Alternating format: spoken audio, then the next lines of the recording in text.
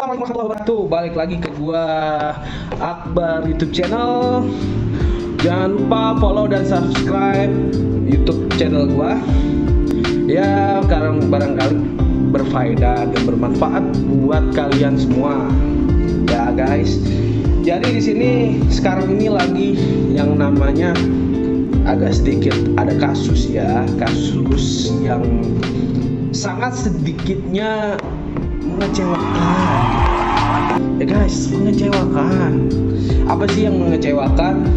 Yaitu ada seorang ustadz, salah satu pengasuh di salah satu pondok pesantren di Jawa Barat yang melakukan tindakan pencabulan terhadap 12 santriwatinya yang sudah diputus kemarin tuh ya, dengan hukuman penjara seumur hidup. Yang berita-berita yang banyak beredar, jaksa menuntut kepada para terdakwa itu yaitu hukuman mati dan hukuman kebiri gitu. Jadi di sini kita akan sedikit membahas tentang beritanya itu ya guys.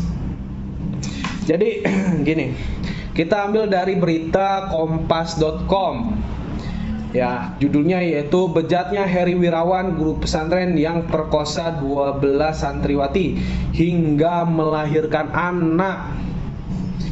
Ya, memang sih jadi penasihat hukum itu memang terkadang membela ya tersangka. Karena penasihat hukum itu, karena prosedur di KUHP pun harus didampingi oleh penasihat hukum. Penasihat hukum nggak mewajibkan untuk membebaskan mereka. Kalau mereka bersalah ya harus ikut prosesnya. Tapi untuk memastikan keadilan, ya kan, keadilan yang sama, asas equality before the law terhadap kasus tersebut, maka diperlukan namanya pembelaan. Itulah tugas seorang penasehat hukum. Ya, ada yang terkenal namanya katanya maju tak gentar bela yang bayar. Kalau bisa maju tak gentar bela yang benar dan yang bayar guys. Kenapa? Karena kita pun sebagai penasihat hukum tidak digaji oleh pemerintah gitu. Jadi kita ya perlu juga lah untuk makan sehari-hari, rutinitas lah gitu. Jadi kita balik lagi ya guys, balik lagi ke permasalahan. Oke, dari kompas.com penulis yaitu Maulana Ramadan, editor Maulana Ramadan juga gitu. Jadi kompas.com memberitakan bahwa sungguh bejat melihat apa yang dilakukan oleh Heri Wirawan.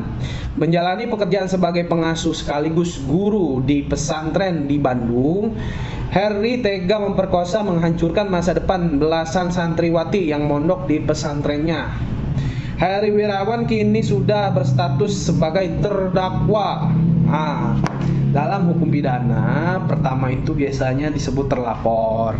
Naik lagi statusnya menjadi tersangka. Setelah tersangka baru jadi terpidana. Setelah putusan keluar namanya terdakwa. Setelah putusan keluar baru disebut terpidana. Jadi dilaporkan, disangka, didakwa, setelah didakwa dipidana. Oke, itu prosesnya biasanya nama penyebutannya ya. Ya, balik lagi, Heri Wirawan kini sudah berstatus terdakwa dan tengah menjalani persidangan di Pengadilan Negeri Bandung. Ia didakwa melanggar pasal 81 ayat 1, ayat 3, junto pasal 76 ayat D, huruf D, Undang-Undang Republik Indonesia nomor 35 tahun 2014 tentang perubahan atas Undang-Undang nomor 23 tahun 2002 tentang perlindungan anak. Junto pasal 65 ayat 1 Kitab Undang-Undang Hukum Pidana untuk dakwaan primerinya gitu. Jadi tuntutan primerinya tadi pasal tersebut. Sedangkan dakwa subsidiar yaitu melanggar pasal 81 ayat 2, ayat 3, junto pasal 76 huruf D Undang-Undang Republik Indonesia nomor 35 tahun 2014 tentang perubahan atas Undang-Undang nomor 23 tahun 2002 tentang perlindungan anak, junto pasal 65 ayat 1 KUHP. Nah, nggak beda jauh dari tuntutan subsidiar dan primerinya gitu. Akibat perbuatan kejian tersebut, Wirawan diancam hukuman 20 tahun penjara menurut di Kompas ini gitu. Nah, nanti kita setelah ini akan bahas melihat dari putusannya karena belum muncul. Sabar ya guys, kita tunggu di channel selanjutnya nanti. Nah, kronologi terungkap perkosaan 12 santriwati. Kasus ini terungkap setelah kepolisian daerah Jawa Barat, Polda Jabar, menerima laporan dari orang tua salah satu korban. Ketika itu salah satu korban pulang ke rumah pada saat Hari Raya Idul Fitri, libur lebaran nih. Orang tua korban menyadari ada yang berbeda pada anaknya. Akhirnya diketahui bahwa sang anak tengah berbadan dua. Dengan ditemani oleh kepala desa, orang tua korban kemudian melaporkan kejadian tersebut ke Polda Jawa Barat serta Pusat Pelayanan Terpadu Pemberdayaan Perempuan dan Anak P2TP2A Garut. Berdasarkan penelusuran kepolisian, terungkap ada 12 santriwati yang menjadi korban kebejatan Heri Wirawan. P2TP2A menyebutkan 11 dari 12 orang tersebut merupakan orang Garut, Mojang Garut, Jawa Barat ya. Nah, selanjutnya, bahkan yang lebih mengagetkan lagi, dari 11 korban warga Garut tersebut sudah lahir 8 bayi guys. Dari 7 korban, salah satu korban bahkan punya 2 anak dari perbuatan asusila guru pesantrennya. Heri Wirawan keduanya adalah kedua santrinya itu adalah perempuan. Lanjut, dari 11 korban di kita P2TP2R atau P2A Garut ada 8 orang anak, ada satu korban sampai punya 2 anak. Tadi kan di TV saya lihat katanya nih berita 2 sedang hamil, tidak, sekarang sudah melahirkan. Oh, jadi di berita ini di TV itu katanya hamil, tapi sekarang sebenarnya faktanya sudah melahirkan. Oke, kasihan ya. Aduh. Namun berdasarkan perkembangan terbaru, Bunda Forum Anak Daerah FAD Atalia Praratia mengatakan total korban pemerkosaan Heri Wirawan berjumlah 13 orang. Dari jumlah tersebut ada berapa bayi? 9 bayi guys. 9 bayi lahir dari 8 korban. Gila gak?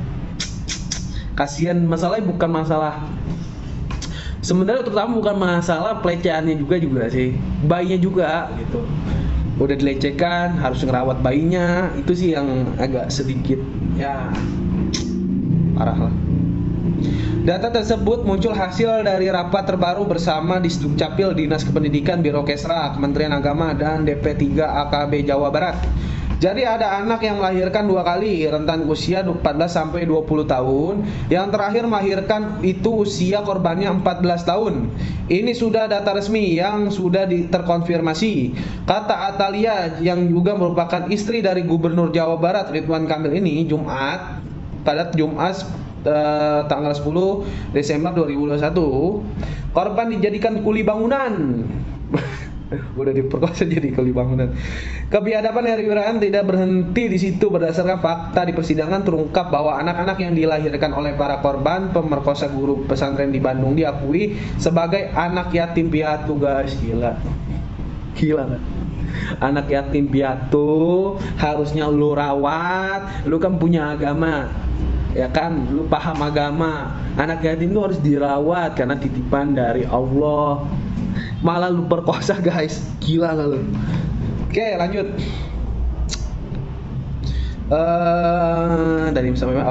Oleh Heri, anak-anak itu tak berdosa, itu dijadikan alat untuk meminta dana kepada sejumlah pihak. Tak hanya itu, Ketua Lembaga Perlindungan Saksi dan Korban ada LPSK Republik Indonesia. Nah, sama nih, kalian ketika kalian melaporkan seseorang, kalian takut ada ancaman dari pihak terlapor atau yang bersalah ini yang kita laporkan, kalian bisa minta perlindungan kepada satu lembaga ini, namanya LPSK, Lembaga Perlindungan Saksi dan Korban. LPSK RI Livia Istinia DF Iskandar mengatakan para korban juga dipaksa dan dipekerjakan sebagai kuli bangunan saat membangun gedung pesantren di daerah Cibiru. Lu gila nggak? Lu diperkosa, dijadiin budak juga guys. Fir'aun kayaknya. Program Indonesia Pintar PIP untuk para korban juga diambil pelaku. Salah satu saksi memberikan keterangan bahwa Ponpes mendapatkan dana BOS yang penggunaannya tidak jelas. Nah, disalahgunakan juga pondok pesantrennya. Iming-iming biaya pesantren gratis. Ketua P2T P2A Garut Diah Kurniasari Gunawan mengatakan banyak keanehan yang ditemukan dari pesantren yang dikelola oleh Heri Wirawan. Berdasarkan penelusuran P2T P2A Garut, para korban ternyata diiming-imingi biaya pesantren hingga sekolah gratis. Ia menuturkan para korban rata-rata masuk ke pesantren tersebut mulai dari tahun 2016 atau sejak masih duduk di bangku SMP. Beberapa keanehan yang didapati pesantren tersebut diantaranya adalah hanya ada satu orang guru, yakni Heri Wirawan sendiri. Gila. Gua juga dulu mondok ya guys. Ini aneh ya lu. Di pondok ya kan, yang mungkin santrinya puluhan atau ratusan, gak mungkin lu ngajar sendiri guys. Karena kesibukan pondok pesantren itu luar biasa menurut gua. Itu dari pagi kita udah berangkat sholat, terus kita pulang ngaji kitab lagi, kitab kuning. Habis itu kita berangkat siap-siap sekolah biasa, ya sekolah umum lah, pagi-pagi sampai sore, ya kan. Sore terus pulang makan, terus mandi olahraga sebentar, baru lanjut maghriban. Habis maghriban kita lanjut lagi ngaji. Jadi aneh buat gua kalau yang ngajar cuma satu. Oke. Nih, jikapun ada guru lain yang datang, tidak tentu waktunya dan hanya bersifat guru panggilan. Jadi pintar juga nih orang ya. Tidak seperti halnya sekolah atau pesantren pada umumnya. Sisanya waktu mereka masak sendiri, gantian memasak, tidak ada orang lain lagi yang masuk pesantren itu. Selain itu ada juga korban disebut telah lulus SMP di pesantren tersebut, namun ternyata ijazahnya tidak ada.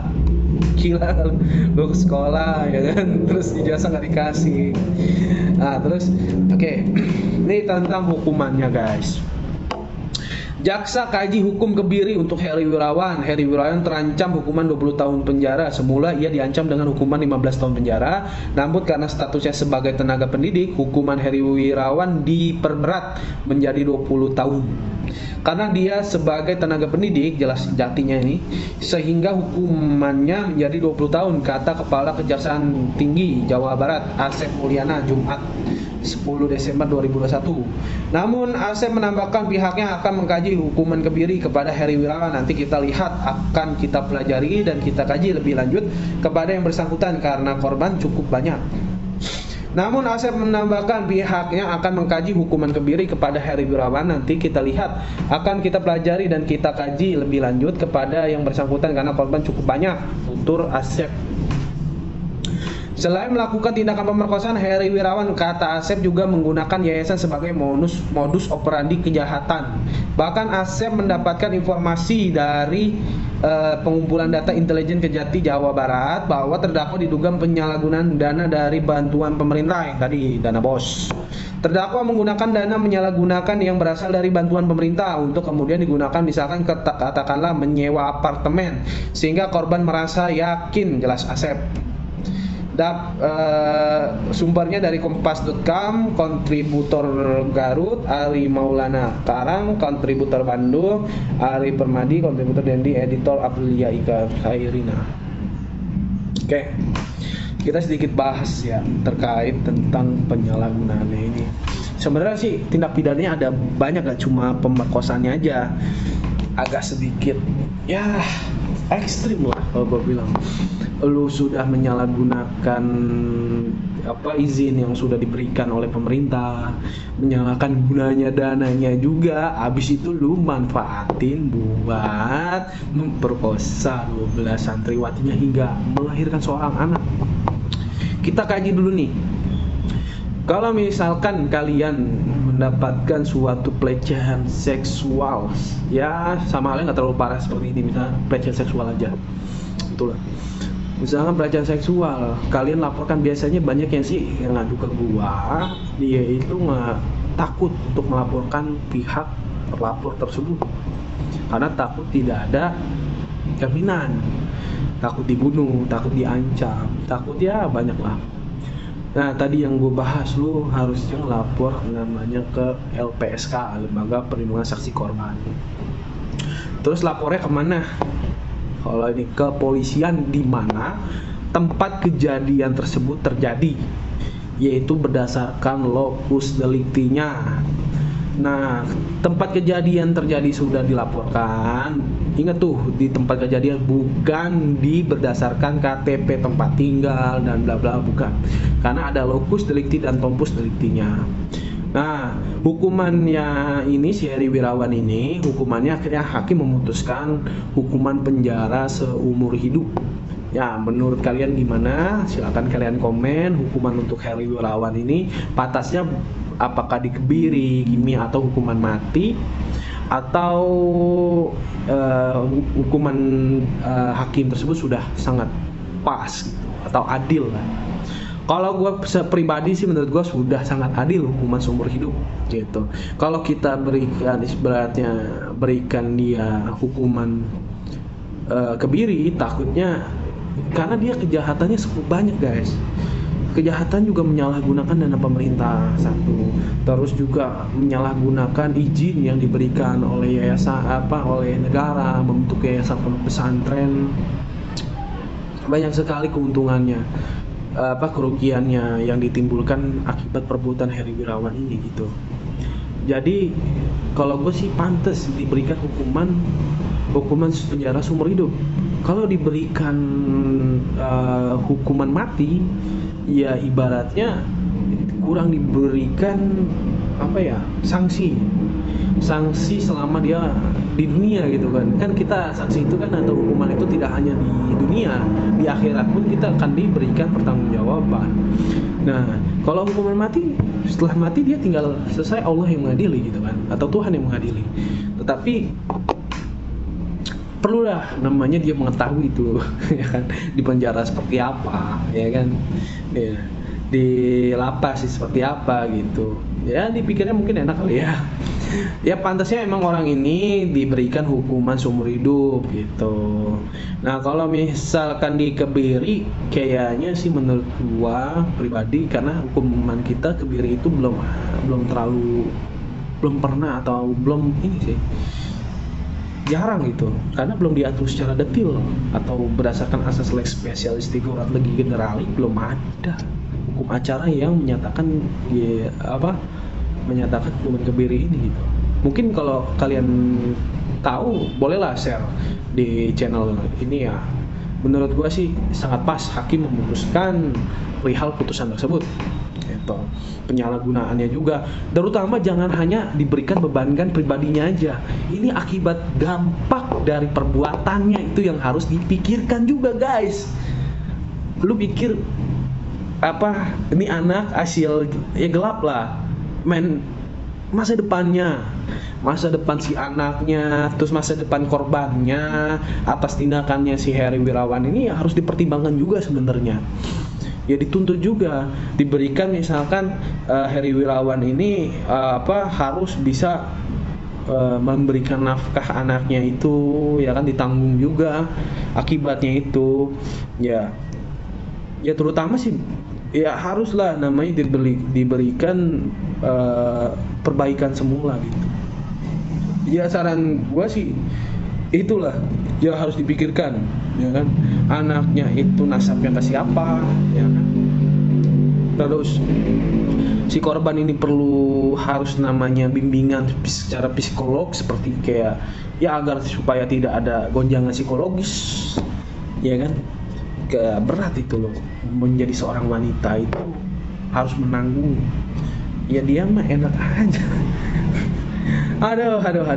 Jadi ya gue yang sangat diperlukan sih sebenarnya menurut gue bukan dia mau hukuman mati kayak hukuman apa gitu kan, terserah lah, itu mau udah pasti berat. Cuman permasalahannya pasca tindakan dia ini loh yang harus dipulihkan, itu yang agak sulit ya. Kalau negara lagi membebankan kepada negara, gimana gitu, negara ini aja sudah banyak sekali hutang. Kalau misalkan dibebankan lagi sangat berat. Korban ini juga harus bisa mengembalikan seperti semula atas tindakannya itu. entah pondok pesantrennya mungkin diberikan hak warisnya gitu atau dihibahkan kepada anak-anaknya, ya kan, sesuai dengan apa yang ini ya, lebih menurut gue sih lebih oke lah gitu loh, lumayan kan buat mereka mengelola, ya kan, terus buat mereka juga ya, buat mereka anak-anak ini loh dari hasil penggelap ini gitu, paling nggak itulah